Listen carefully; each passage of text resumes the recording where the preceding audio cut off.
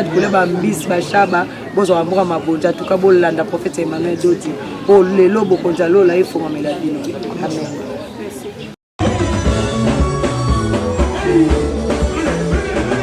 Fondation de Makoko Taxi.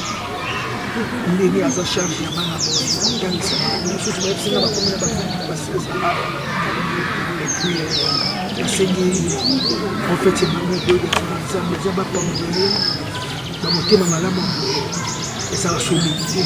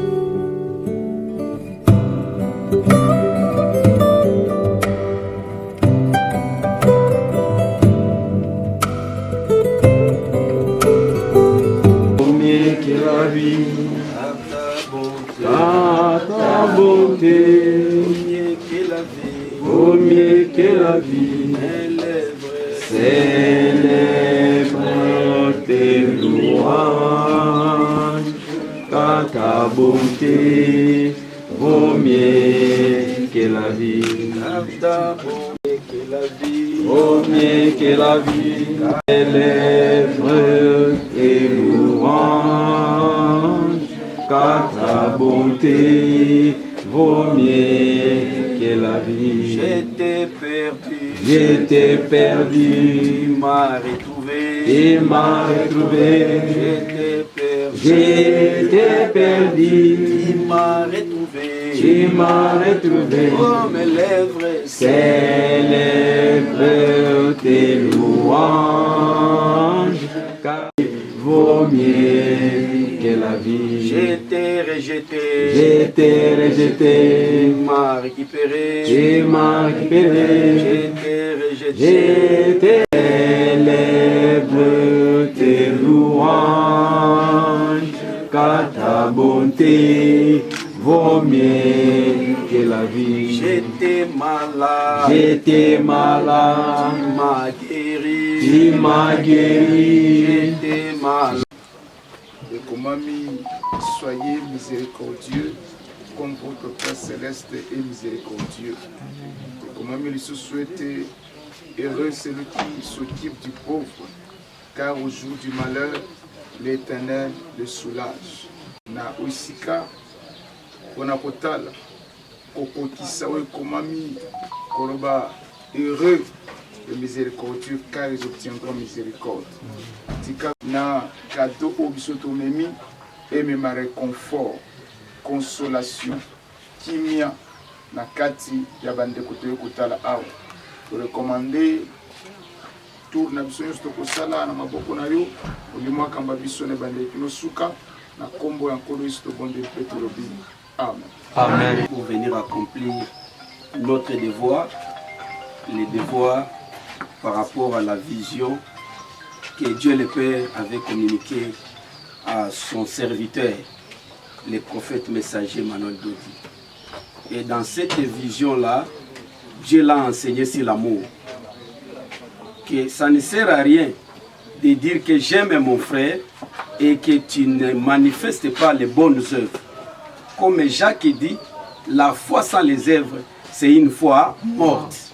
Voilà pourquoi le prophète Emmanuel Dodi, étant un miséricordieux, étant un homme qui incarne la miséricorde, et il a enseigné l'Église sur la miséricorde, parce que, comme il est écrit dans le livre de Jacques chapitre 1 verset 27, une religion pure et sainte.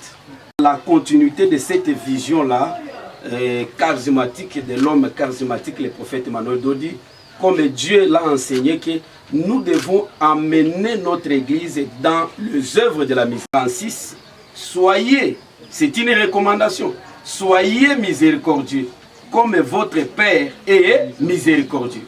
Or, un miséricordieux, c'est celui qui doit sauver les âmes. Un miséricordieux, c'est celui qui doit prier pour les autres. Un miséricordieux, c'est celui qui doit visiter les veuves et les orphelins. Voilà pourquoi nous sommes là par rapport aux dates que Dieu a révélées au prophète Emmanuel Dodi. Nous venons 4 fois par an, chaque le 25 mars, chaque le 25 juin, chaque le 25 septembre et chaque le 15 décembre. Voilà pourquoi, qu'il pleuve ou qu'il neige, parce que c'est une recommandation de Dieu.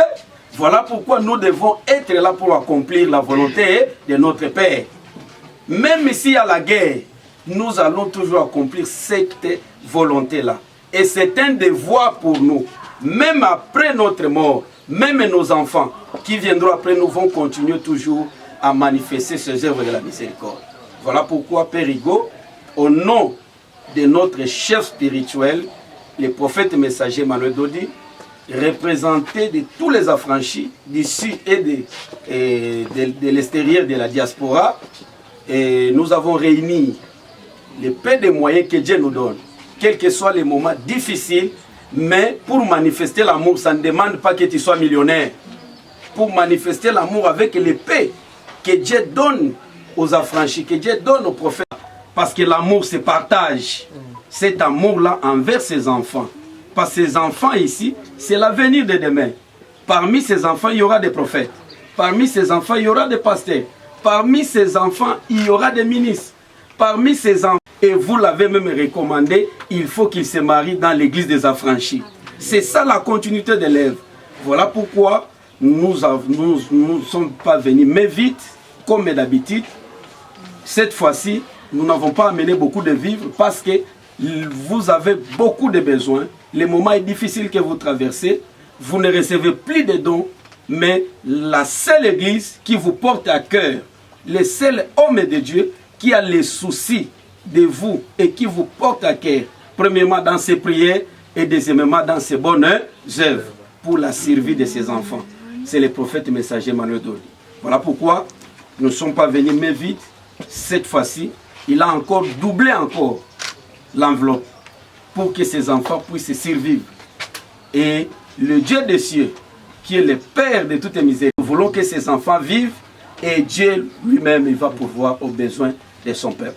Voilà pourquoi nous vous remettons cette enveloppe, signe de notre amour, le ministère des affranchis, Église universelle pentecôtiste charismatique, au nom du prophète messager Emmanuel Dodi, et avec la participation, avec cette grande délégation et tous les affranchis que nous représentons, nous vous remettons cette enveloppe, signe de notre amour envers vous et envers ses enfants. Que Dieu le Père vous bénisse, qu'il vous protège. Merci.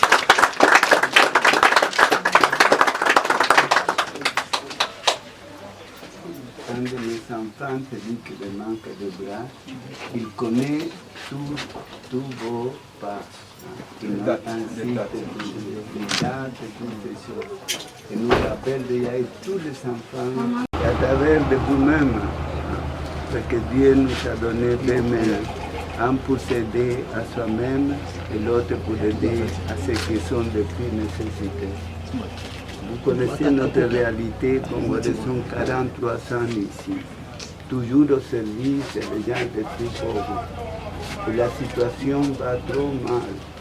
L'État devait nous aider, mais jusqu'à maintenant ne passe rien. Ce sont des gens de bonne volonté qui font possible de faire vivre. Et ça, c'est l'angoisse, quelquefois, me dit, les petits enfants, les handicapés que vous trouvez, des problèmes mentaux.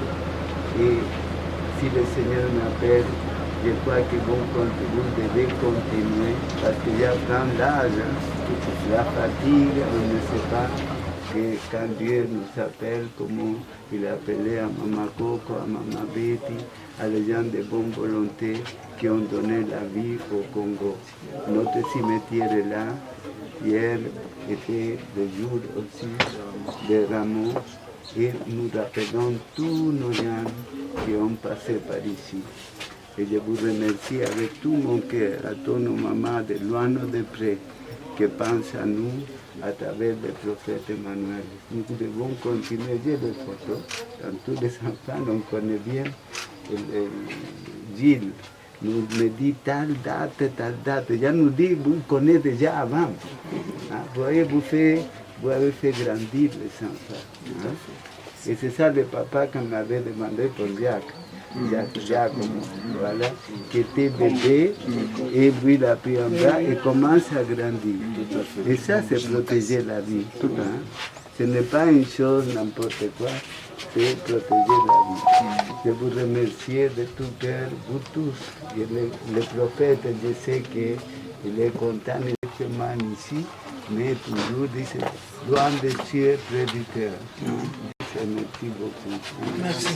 Et les enfants, on attend pour la si nous visitons. D'accord. Merci. Merci beaucoup. Merci. Merci.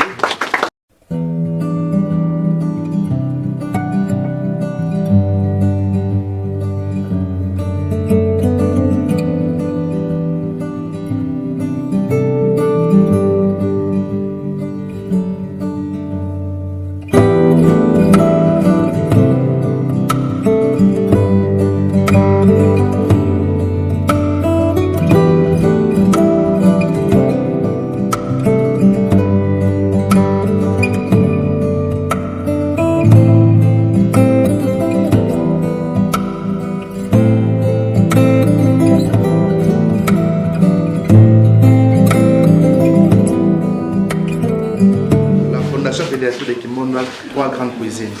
Ça, c'est la cuisine centrale. Ici, nous préparons pour des enfants de 0 à 14 ans. Il y a encore notre cuisine à la Casa Patrick pour les handicapés mentaux et physiques. Et puis, il y a une autre cuisine à eau pour les adolescents.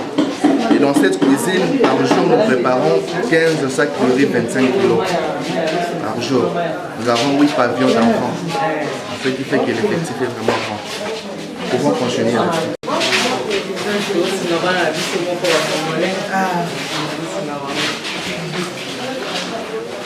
Et ça fonctionne pas, c'est comme ça. Ça, c'est 4 sacs. Vous changez encore 4 sacs.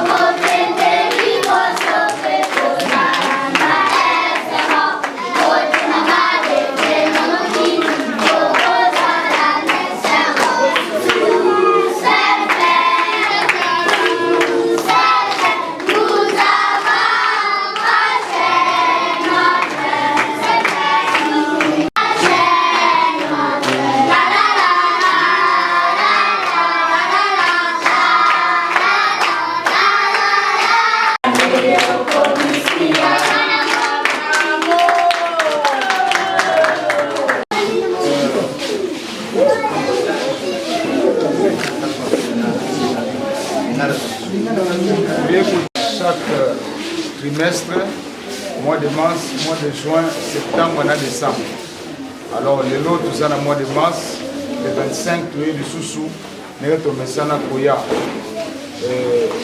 Na leadership ya mukanda biso prophète Emmanuel Dodi ya moto yé tout ça sur les semo ya komona bino notre komona biso.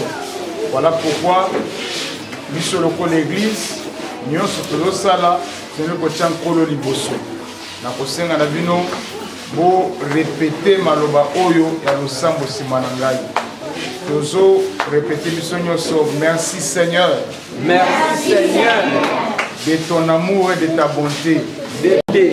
J'invite Jésus le chemin. Jésus le chemin. Viens Jésus le Christ. Jésus le Christ.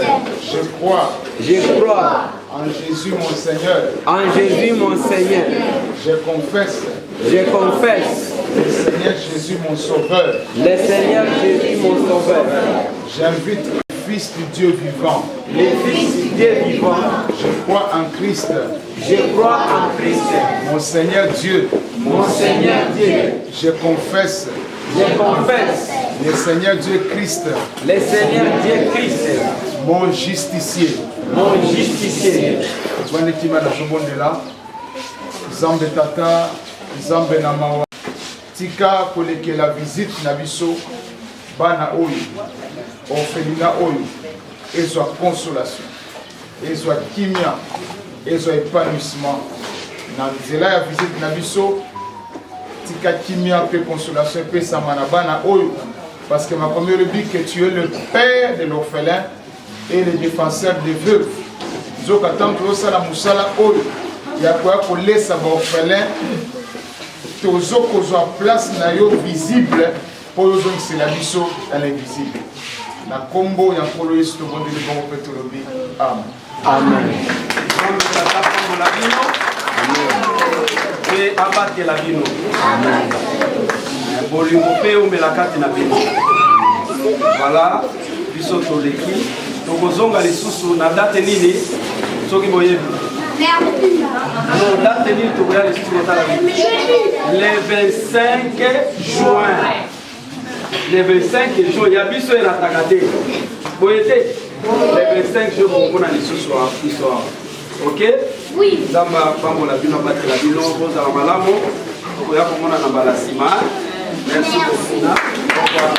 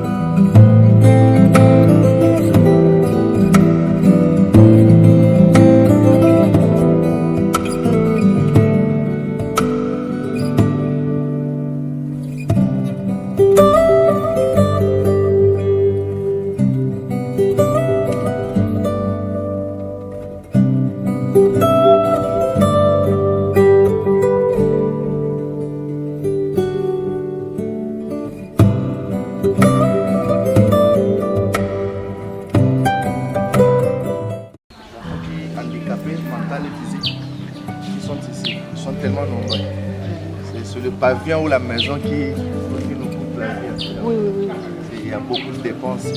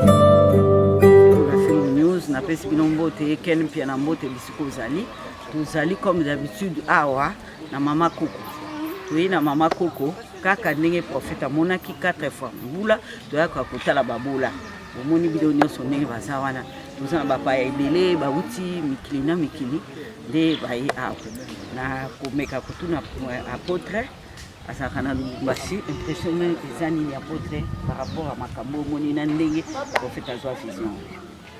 Question là liboso ezali vraiment ya solo quand on parle de la miséricorde aina paka kusema bila kuitenda na ni kuonesha pia maalama.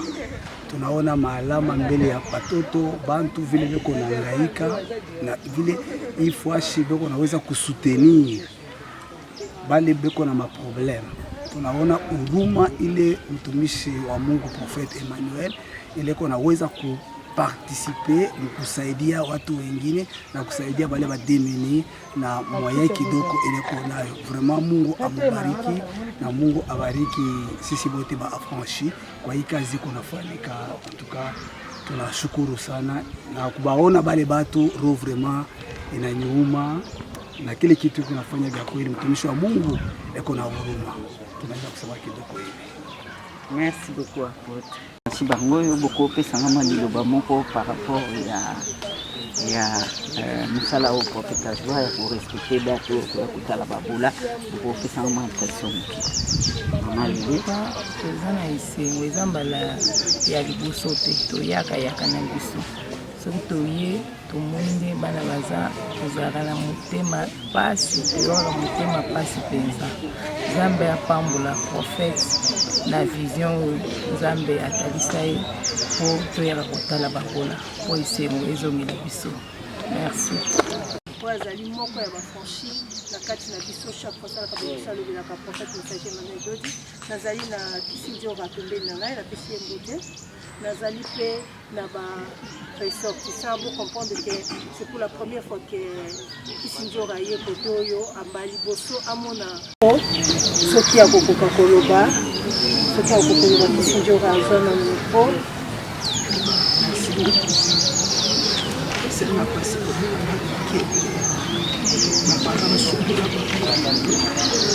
ya sengi fondation de Makoko Taxi ndenge aza charge ya bana boye kutangisa biso tunayebisinga bakomela basesa et puis ya sengi prophète Emmanuel Dodi eza bapambolé bamotema malamu ezala solidité koya kokanisa bafele boye 4 fois par an ane moko yaka 4 fois kotala bango mpe erataka te Nzambe abatilaka kaka prophète Emmanuel Dodi azala makasi asuba bana boye esalika mpasi komona bana moke boye mpe nasengi bamama oyo bazobatela bana nasengi bango merci Nzambe apesa bango maladi te apesa bango makasi kosokola bilamba kobokola babete komelisa biloko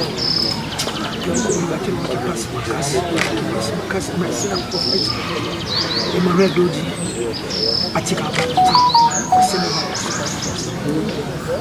Merci bandeko bolandi eza facilité komona que komona ba image oyo biso totikali touti komona eza vraiment facilité yango omoni ke Kisindiora aza na kolela po ba image wana 4 fois prophète messager Emmanuel Dodi ayaka mpona kolia kopesa bango babongo kopesa bango kolia kopesa mai na basali na Nzambe naza pembeni na moko na bafranchi oyo awuti mboka mosusu na opesa ye moko ase présente po apesa biso mpe baexpression na ye baémotion na ye na acte oyo amoni prophète messager Emmanuel Dodi azosala elobile ye nini.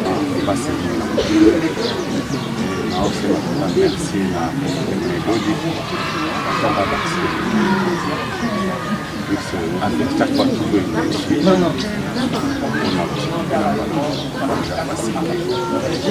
est-ce que si vous avez un pasteur sur place, vous avez un poser acte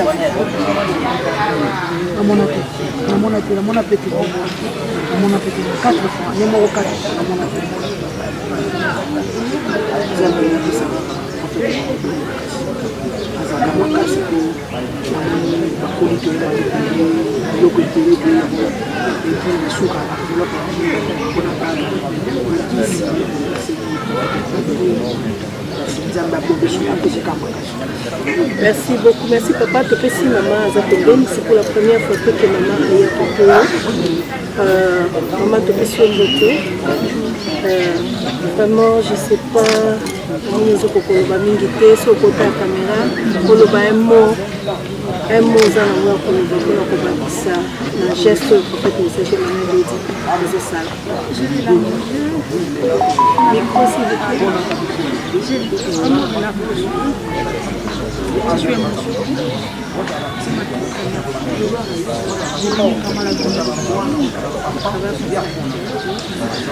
c'est que moi je peux dire les prophètes c'est un Dieu. Parce qu'avoir d'abord cette révélation, ce n'est pas tout le pasteur. Voir la condition où les enfants vivent ici, c'est grave. Alors, d'abord avoir cette vision-là pour être le Dieu. C'est que là moi j'appelle le prophète, il est Dieu. Il n'est pas prophète mais il est Dieu. C'est Dieu qui s'est incarné à lui. Avant de parler des pasteurs, c'est maintenant qu'ils sont abandonnés à leur propre sang. C'est seulement les affranchis qui viennent ici pour soutenir ces enfants. Il n'y a pas seulement des orphelins, il y a des malades. Il y a beaucoup de choses. Mon prophète, je t'ai béni. Je suis la personne la plus heureuse d'avoir dans ma vie. Que Dieu te donne une très longue vie. J'ai béni aussi cette fondation Mama Coco pour soutenir tous ces enfants. Nous les affranchis, nous devons soutenir cette œuvre jusqu'à la fin. Parce que ce sont des humains, ils passeront. Nous devons continuer jusqu'à l'éternité. En tout cas, je m'en ces enfants ont besoin de manger, ces enfants ont besoin de se vêtir, ces enfants aussi ont besoin de la prière. Parce que sans la prière, on peut donner à manger, il y aura des morts, il y aura des soucis. Mais que l'Éternel bénisse notre prophète Emmanuel. Il nous donne une très longue vie, très longue vie, je m'en prie. Merci beaucoup. Pour la première fois, je me communique Sinjo Razolela, je me papa ya uti mboka mukili mususu affranchi akokite ma ya misu apôtre mususu pasteur auti Lubumbashi alobi na Kinshasa awa mona ngote amona ka na catholique et puis na Lubumbashi et puis maman Nelly akokite koloba te réaction étant que pasteur Rosa Pembeni prophète messager Emmanuel Dodi et salut réaction en étant que pasteur moi na prophète moi na prophète Emmanuel Dodi réaction à liboso ezali d'abord kopesa Nzambe tata merci oyo atindelaki biso mosakoli Emmanuel Dodi et atindaki na mission si réellement aza prophète ya Nzambe Nzambe akutanaki na atindi na mission parce que moko ya ba attribut ya Nzambe Nzambe abolingo parmi les attributs de Dieu, Dieu est amour et si réellement Dieu est amour bolingo wana ya Nzambe il faut monana na kati ya mosali ya Nzambe et lingomba ya solo eza lingomba oyo esengeli manifester bolingo ndo moni okozala mwana Nzambe te soko ozana bolingo te okozala mwana Nzambe te soko ozali na mawa te parce que l'amour la miséricorde eza ba attribut ya Nzambe et puis tokuti yango kati na prophète Emmanuel Dodi et tango aye komema biso mena na vision wana ya kotalisa biso. L'église n'a pas seulement la mission, c'est même à côté à Rabatou. L'église a la mission te à comme ma bateau na ba jeune prière à Milaï. L'église a la mission te à quoi ça bateau bo pesa mabonza. Boya ko semer mais pasteur oyo azo senga ba semer mabonza. Ba pesa ya zozo ngo atiango na ba poche na ye ake kolia. Est-ce que azo kanisa ke mission munene pe Yesu atikelaki lingomba ezali pe akotala babola. Naba bitike parce que comment na Bible Jacques chapitre 1 verset 27 que lingomba ya solo eza lingombo etalaka babola naba na bitike na bapasi na bango oh ba église combien ezali na Kinshasa bombi tuna nanu parce que namoni notre sœur qui Sinjora aleli maman Nelly aleli papa otu na Londres aleli apôtre ya otu Lubumbashi aleli nini aleli si bango. Comment na ke ba église eza combien na mboka na biso Kinshasa ville ya Kinshasa basali ya Nzambe baza combien baza na ba église ya minene o nani akokanisa bana bitike oyo azate mais nzokande nzambe ya solo a s'incarner kati na mutu sirelema bana nzambe lokotala misala ya bonzambe kati na bango mais tomoni misala ya bonzambe ezaka kati na prophète Emmanuel Dodi nde aye na bolingo azote yango asukeli kaka na kote ya te pe aye na ba œuvre ya bolingo. Il a prêché, il pouvait seulement prêcher à l'église que bolingo boza na bolingo esukeli wana ne ba passer musu bazote mais ya ke au-delà ya côté ya aye maintenant yende mutu ya liboso ko misambongo ne na poche na ye atie ba moyen ebele et puis amemi biso nyonso lingomba mobimba tokota na bénédiction wana et puis ayebisi biso eza devoir tokosalaka yango tina boye mukolo Yesu akoya et tango azosala ba œuvre ya boya ko s'occuper na bana bitike et je vous jure moni bana oyo soki bana oyo bazokola eza grâce ya mawa oyo eza kati na prophète parce que a manifester bolingo wana ndenge nzamba te aye 4 fois par an ce n'est pas facile ba enveloppe ya minene ndenge zoya azo mbatu ya poto bazotinda bambongo awi kozala pe na besoin ya mbongo wana lokola ba passer mususu mais ya lobiki a se dépasser azui même oya muki azana yango et puis amemi lingoma mobima na ya awa na batu ya poto bokongola mbongo tokende kotala bana bitike et puis toye na bana oyo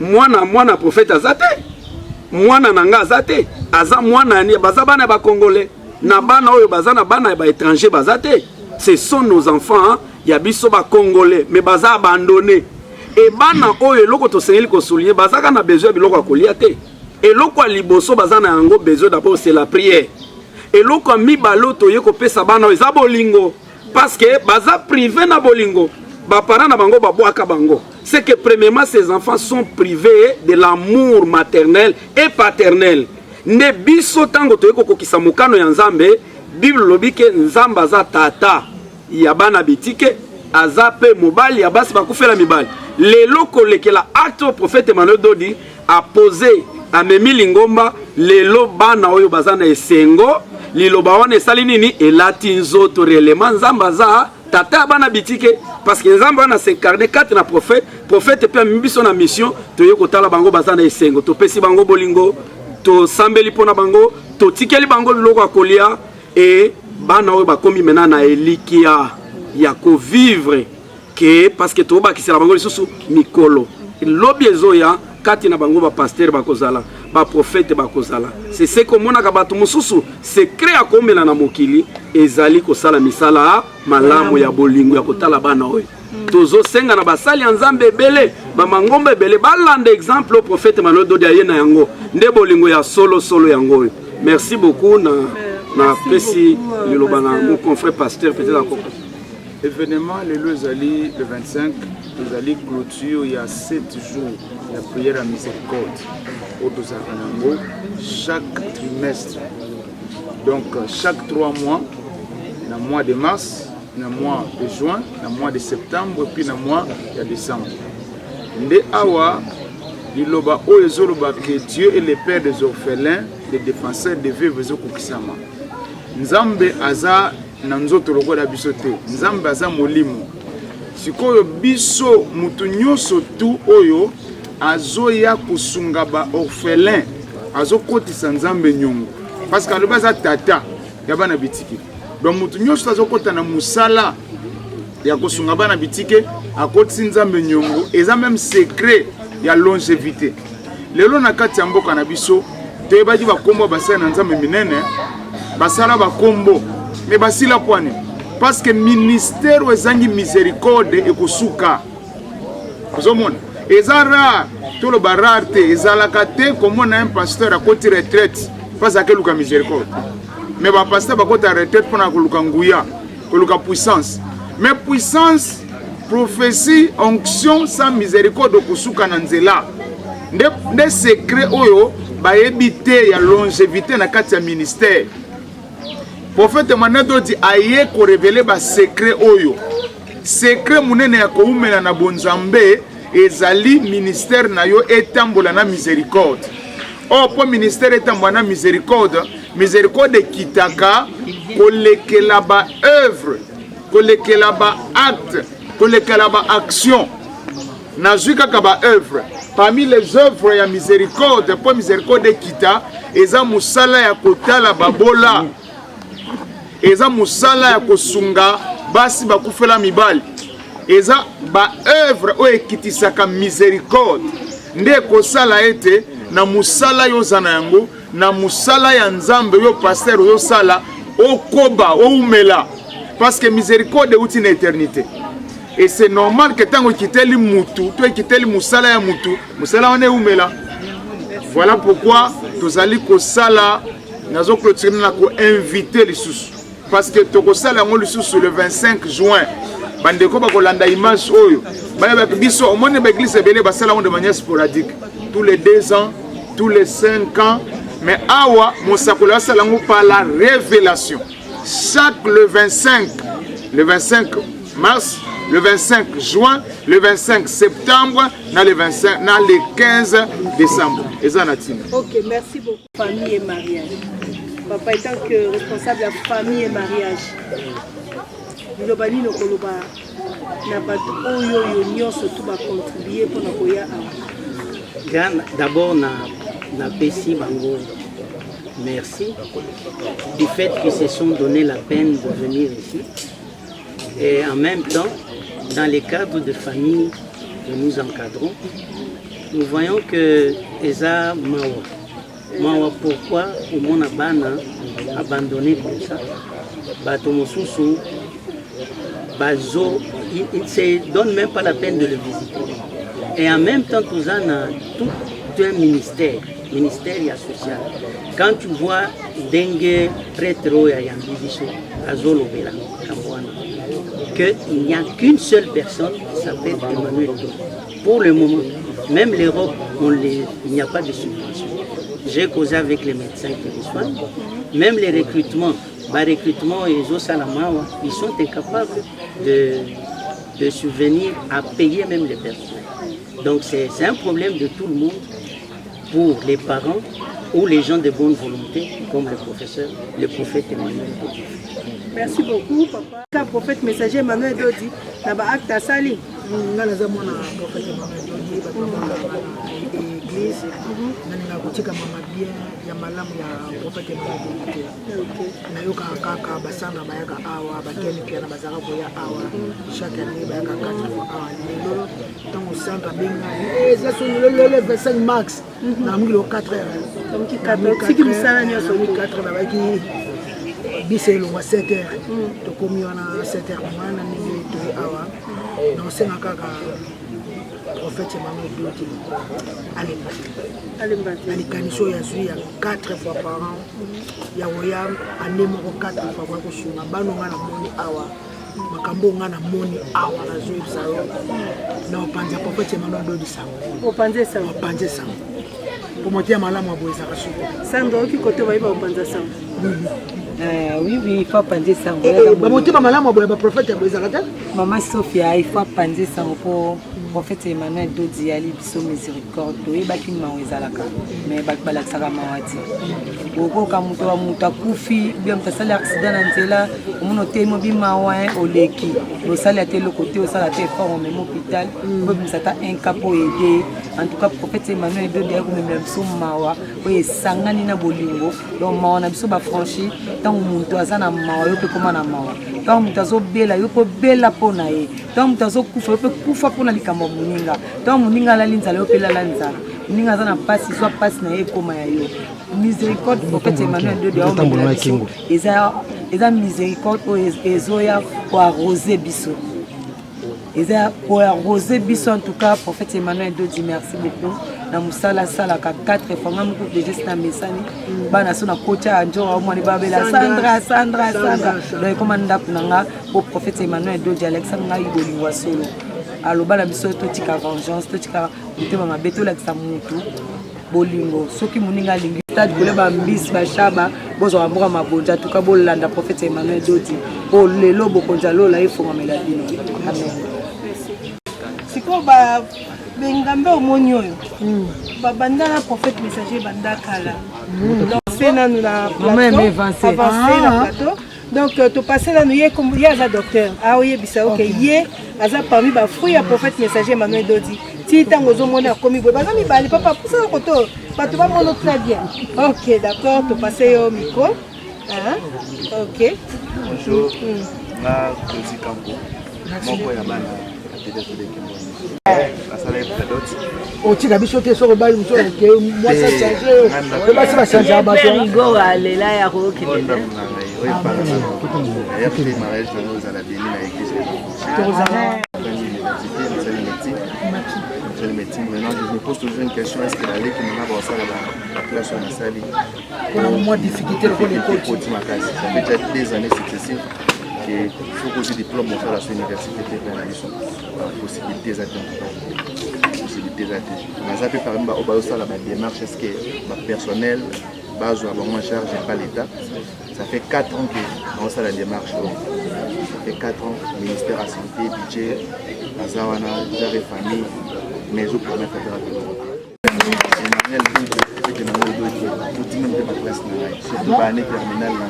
Oui, oui, en fait, il y a de la classe, il y a vraiment ma casse. Mais l'église l'a franchi, il y a beaucoup de ngambo, beaucoup de ngambo. C'est ça les drogues. Je ne peux pas plaire, on va essayer de se revivre. Donc l'église l'a franchi, ça vraiment famille na biso mino. Na cadeau za moni. Ils en septembre. Ah wana ozala na Kinshasa. Wana poto te. Na za Kinshasa. Tozonga na fali na juillet. Henri Komone Henri. Lelo benga eza lisusu eza blete de tonton Kala. Kala pourquoi parce que toujours bato oyo bakabeli biso et valeur wana natikeli tokomi na suka ya journée lelo natikeli kisinjora na Sandra babengisa bolingo papa dodi bolingo bolingo bolingo dodi na biso bolingo bolingo dodi na biso bolingo bolingo bolingo papa mele bolingo bolingo. Merci beaucoup, je vous l'envoie. Emmanuel de Bolingo, Bingo, Pasteur, Bozaka Wana.